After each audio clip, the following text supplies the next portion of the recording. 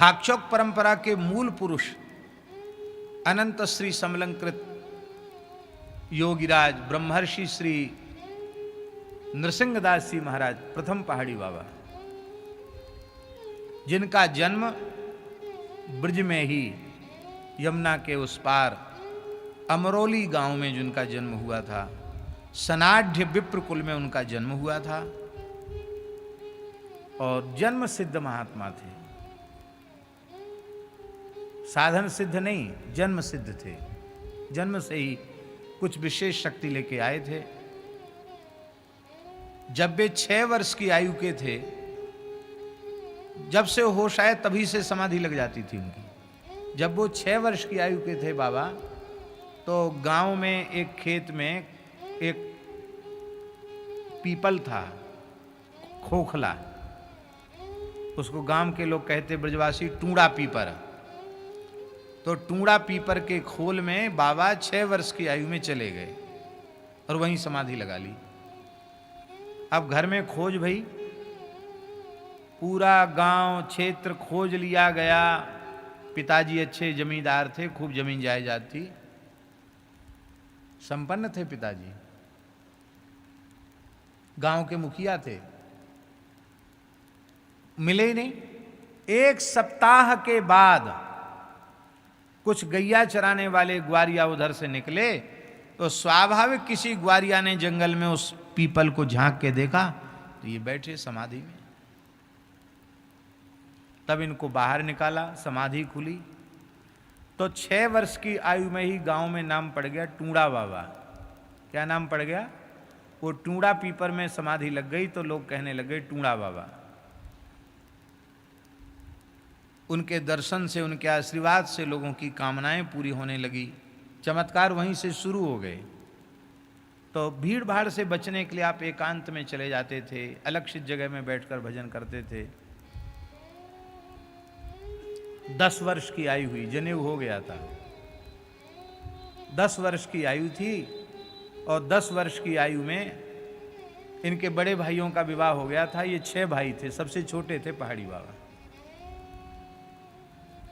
तो उन जमानों में छोटी अवस्था में विवाह हो जाता, बड़े भाइयों का विवाह हो गया था। तो इनके बड़े भाई की पत्नी ने कहा कि लाला जी, आंख मूंद के बैठे रहोगे तो कौन भोजन कराएगा? जब देखो तब आंख मूंद के बैठे रहते हो, तुम्हारे लिए हम लोग भूखे थोड़ी रहेंगे, खाओ। तो ऐसा कुछ कह दिया कि कौन खिलाएगा तुमको, आंख मूंद के बैठे रहोगे। तब आपने कहा कि हम तो सोचते थे कि सभी जीवों को राम जी खिलाते हैं, हम तो यही अब तक समझते थे, अब तुमने कह दिया कि हम खिलाते हैं, तो मनुष्य का दिया हुआ हमको नहीं खाना है, राम जी का दिया हुआ खाएंगे और हम अब यहाँ रहेंगे नहीं। लोगों ने कहा बच्चा है, 10 साल का बच्चा कितना बड़ा होता है, ये कितना बड़ा है? हाँ, तो इससे 1 साल और बड़े। 10 साल का बालक कोई बहुत बड़ा तो होता नहीं। नहीं खाया उन्होंने और रात्रि को ही ग्रह त्याग कर दिया। और फिर विरक्त वेश लेने के बाद डाकोर जी में उनका विरक्त वेश हुआ और इसके बाद वो चले गए गुरु जी से आज्ञा लेकर के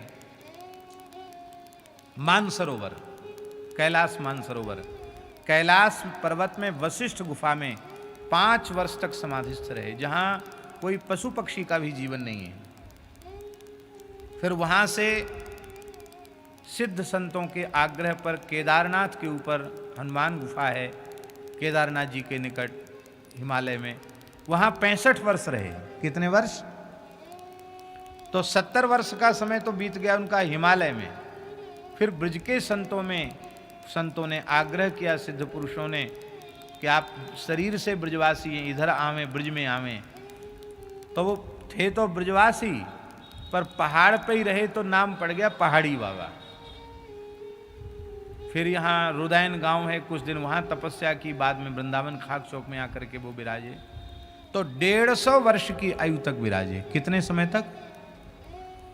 कार्तिक पूर्णिमा को जन्म हुआ था उनका और कार्तिक पूर्णिमा को ही 150 वर्ष की आयु में उन्होंने इच्छा व्यक्त की कि भैया अब जो कुछ नेमी प्रेमी हो सबको बुलाओ, हम भंडारा करना चाहते। जीवन में कभी कहा नहीं था कि कुछ करेंगे। वो नीम के नीचे बैठते थे, और कोई झोपड़ी कुटिया कुछ नहीं, कोई बड़े फक्कड़ थे, केवल गोदुग्ध ही धारुष्ण लेते थे और कोई अन्न आदि नहीं लेते थे। तो सब लोगों को बुलाया, प्रेमी नेमी आ गए, कलकत्ते के भी सेवक पुराने थे वो भी आ गए, तमाम लोग आ गए। और उस जमाने में, आज उनको समाधि लिए, मैं बार बार भूल जाता हूँ,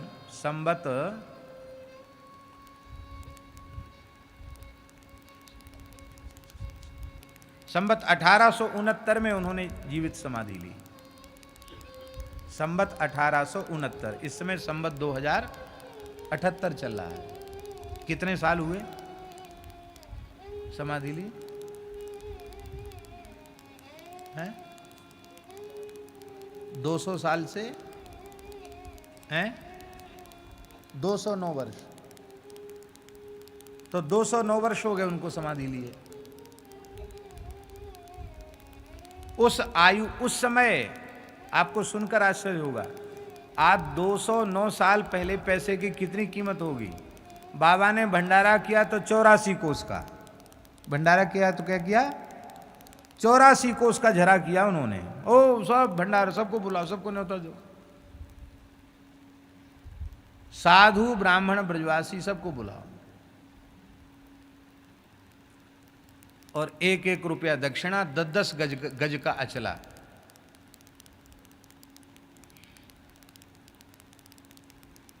तो महाराज कहते कि हमने तो सुनी है पुरखाओं से कि घोर जंगल था 200 साल पहले वृंदावन में।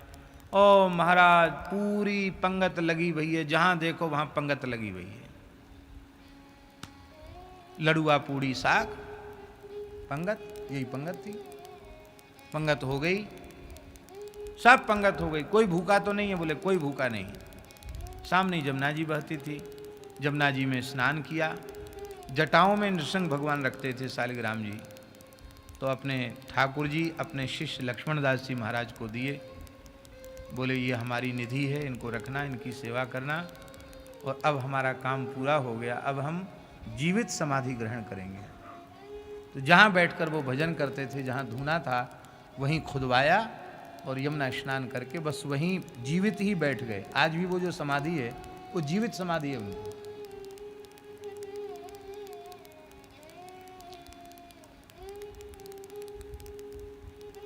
जागृत समाधि।